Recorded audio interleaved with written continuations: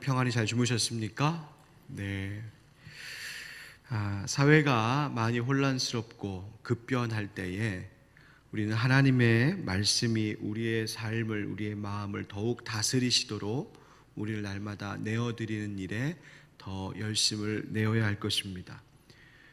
우리의 삶을 평안으로 또 질서 있게 조화롭게 이끄실 분은 오직 우리 여호와 하나님이심을 우리는 믿기 때문입니다. 오늘 본문의 말씀 속에 나오는 이야기는 세상의 혼란 속에서 우리가 어떠한 삶의 태도를 가지고 살 것인지를 다시금 돌아보게 하는 사건으로 채워져 있습니다. 오늘 본문은 어제 이야기에서 그대로 이어지는 말씀입니다. 바벨론의 침공으로 멸망한 유다 땅은 이제 바벨론의 왕이 세워 위임한 그다랴라고 하는 총독이 다스리기 시작했습니다. 그는 바벨론을 섬기며 또 실용적인 정책을 폈었기 때문에 흩어졌던 유대인들이 다시 돌아와 정상적인 삶을 영위할 수 있도록 했기에 많은 사람이 그가 있는 곳으로 돌아와 따랐습니다. 하지만 그 중에는 바벨론을 섬기는 것을 도무지 용납할 수 없다, 유다의 독립을 여전히 꿈꾸는 이들이 있었습니다. 아마 그런 마음이었던 것인지 그 가운데 이스마엘이라고 하는 이가 있었는데, 미스바에 있는 이 그다랴 총독에게 와서 이 이스마엘이 함께 식사를 하던 중에 그다랴 총독을 암살하려고 합니다. 이 정보를 요하난이 그다랴의 총독에게 알려주지요. 그런데 어제 본문이었던 40장 14절에 보면 그다랴가 믿지 아니한지라, 그 첩보를 믿지 않았습니다. 그리고 아무것도 준비하지 않지요. 결국 이스마엘은 이 그다랴를 그 식사하는 자리에서 죽이고 그다랴와 함께 있던 유다 사람들, 또 함께하던 갈대아 군사, 즉 바벨론 군사들을 다 죽이는 무서운 일을 벌였습니다. 또 그때에 예루살렘이 이제 무너진 것에 대하여서 가슴 아파하는 유다 백성들, 유대인들이 그 무너진 것에 대하여 애도하는 마음, 또 그런 행위로 예루살렘 성전을 찾아오고 있는데, 그런 사람들 80명의 사람들을 보고는 마치 그들을 그다랴 총독에게로 인도하는 것처럼 이스마엘이 속여 그 80명의 선한 사람들을 다 죽이고 구덩이에 던져 넣는 끔찍한 일을 저지릅니다. 먹을 식량을 감추어 두었다고 하는 10명의 사람만 그 뇌물을 받고 목숨을 건져 살려주지요. 이렇게 해서 미스바를 장악하고 거기에 있던 사람들을 다 사로잡은 이 이스마엘이라고 하는 사람이 이들을 끌고 이제 자기를 보낸 암몬으로 가려고 합니다. 여러분, 이스마엘이 이렇게 무차별 학살을 저지르고 악행 저지른 이야기, 오늘 사건에 나올 사건입니다. 놀라운 것은 4절 말씀에 보면 그가 그다랴를 죽인 지 이틀이 되었어도 이를 아는 사람이 없었더라. 여러분, 이 유다 땅을 다스리던 총독이 죽었는데, 그와 함께 있던 사람들, 바벨론 군사들이 다 죽었는데 이틀 동안 아무도 몰랐다? 여러분, 당시 사회가, 당시의 상황이 얼마나 혼란스럽고 얼마나 엉망이었는지를 보여주는 때입니다. 특히 그다랴가 아무것도 준비하지 않고 있었음을 말해주고 있죠. 왜 그다랴는 요하난이 말해준 것을 믿지 않았을까? 또 아무런 준비도 하고 있지 않았을까? 총독이라고 하는 이름 때문에 생긴 자신감 혹은 교만함 때문이었을까? 아니면 설마 무슨 일이 있겠어? 라고 하는 안일한 태도 때문이었을까? 우리가 어떤 이유인지 정확히 알 수 없지만 그다랴는 그 주변의 사람들의 말에 귀를 기울이지도 않았고, 지금 펼쳐질지도 모를 그 상황에 대하여 하나님께 묻지도 않았습니다. 그는 자기 현실의 자리에서도 아무런 준비하지 않았고 신앙적으로도 어느 하나 대비하지 않고 있었다는 말입니다. 우리가 어떤 태도로 이 혼란스러운 세상을 살아가야 할까? 여러분, 우리도 영적으로 어느 때 어떤 공격을 받을지 아무도 모릅니다. 또 현실적으로도 어떤 어려움이 갑자기 우리에게 다가올지 아무도 장담하고 예상할 수 없을 겁니다. 그렇기 때문에 우리는 하나님께서 우리에게 날마다 들려주시는 그 말씀에 귀 기울여 살아야 합니다. 때로는 하나님께서 다른 사람을 통하여 중요한 이야기를 듣게도 하시고, 때로는 환경과 상황을 그렇게 인도하셔서 하나님의 뜻을 우리에게 나타내실 때도 있습니다. 중요한 것은 그 모든 일에, 어떤 일에 대하여 우리가 하나님께 늘 물을 줄 알아야 한다는 것입니다. 그러면서 우리 스스로 할 수 있는 최선의 준비, 최선의 방어, 최선의 대비가 영적으로도 또 우리의 삶의 현실적인 일에 있어서도 최선으로 그렇게 준비할 수 있어야 한다는 것입니다.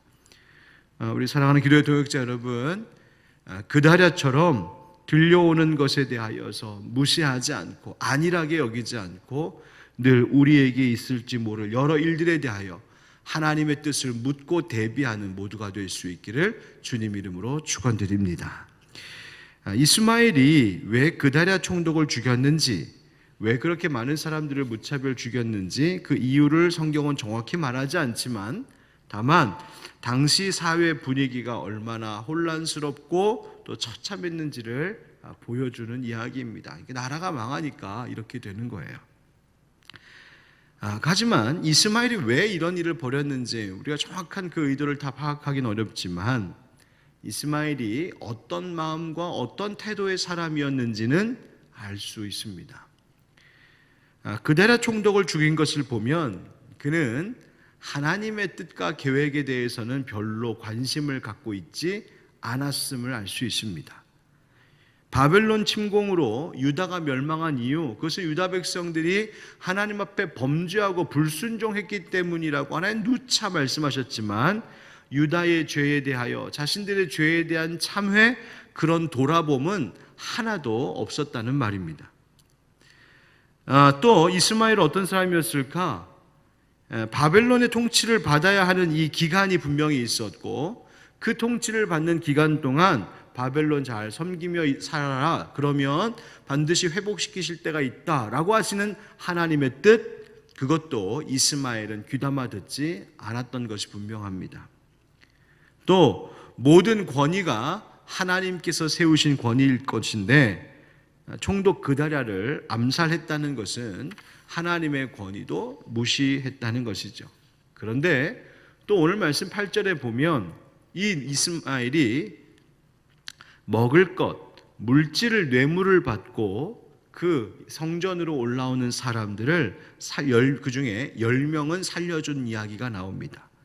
그러니까 이스마엘의 마음속에는요, 물질에 대한 탐욕도 있었다는 이야기예요. 즉 이스마엘은 그 모든 마음의 태도에 있어서 참으로 순결하지 않았다, 순전하지 않았다는 것을 알 수 있죠. 하나님께 대하여도 사람들에 대해서도 말이죠. 이스마엘이 이 사회를 이렇게 혼란스럽게 만드는 동안 이 이스마엘의 삶 속에는 어디에도 하나님의 말씀이란 없었습니다. 하나님의 마음과 함께하는 태도도 없었습니다.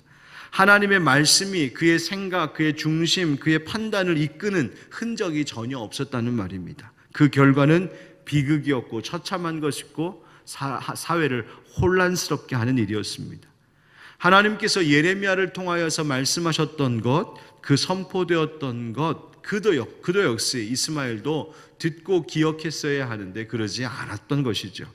여러분, 우리도 하나님의 말씀, 오늘도 듣는 하나님의 이 말씀이 내 삶과 계획과 모든 행동의 선택을 결정지어 가실 수 있도록 그 말씀 앞에 우리의 삶을 내어드리는 우리가 되기를 주의 이름으로 축복합니다.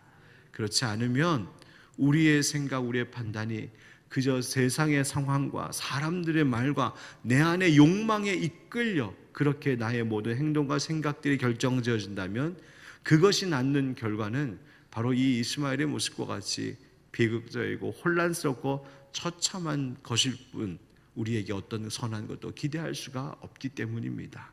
늘 하나님의 말씀에 이끌리고 말씀에 다스림 받는 우리 되기를 축복합니다. 한 가지를 더 생각해 보자면 이 소식을 듣게 된 이 그다랴 총독이 죽고 그 백성들이 다 또 그 바벨론 군사들이 죽게 되었다라고 하는 소식을 들은 이 요하난과 군대 지휘관들이 그것 봐라 하면서 이 이스마엘을 잡기 위하여서 싸우러 옵니다. 13절 14절에 보면 이스마엘과 함께 있던 모든 백성이 즉 암몬으로 끌려가다가 이스마엘이 요하난이 온 것을 보고 기뻐했습니다. 이스마엘이 그러자 이 유다 백성들이 요하난을 따르려고 하자 이 이스마엘이 자기를 따르는 8사람만 데리고 암몬으로 도망을 치지요. 그래서 이 요하난이 그 빼앗겼던 사람들을, 그 미스바의 사람들을 다시 되찾습니다.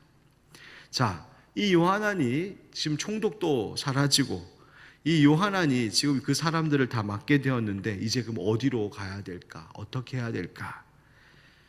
바벨론 사람들을 죽인 일이 있으니 바벨론이 우리를 가만히 두지 않을 거다. 우리 유다 사람들을 가만히 두지 않을 거다. 보복이 두려워 어떻게 하기로 합니까? 성경의 17절 앞에 보면 애굽으로 가려고 떠나.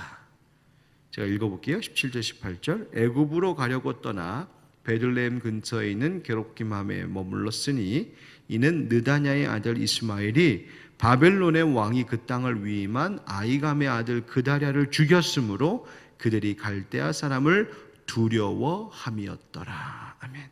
갈대아 사람, 그 바벨론 사람들의 보복이 두려워 이 요하난과 그 백성이 어디 가기로 하냐면 애굽으로 가야겠다. 이렇게 결정했다는 거예요. 역시 이 요하난의 선택도 하나님의 뜻이 아니었음을 그 다음 장이 내일 본문에서 우리는 확인하게 될 것입니다.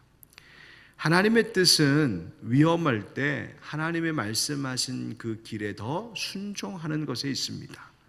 하나님의 뜻은 우리가 정말 어떤 위험으로부터 피해야 할 때 그 피할 선택할 곳이 애굽 아니라 곧 하나님의 뜻, 하나님의 품 안으로 피해야 할 것을 말씀하고 계신 것이죠. 여러분, 갈대아 사람 두려워했듯 우리도 무엇을 누군가를 두려워하게 될 때 애굽이 아닌, 세상이 아닌 하나님의 품으로 주님의 전으로 늘 피하는 우리가 될 수 있기를 예수님의 이름으로 축원드립니다. 그 십자가 그늘 아래 거기에 참된 쉼이 있는 줄 알고 하나님 품 안으로 늘 떠나 머물기를 선택하며 살아가는 우리의 매일매일의 삶이 되길 예수 그리스도의 이름으로 축원드립니다. 함께 기도하겠습니다.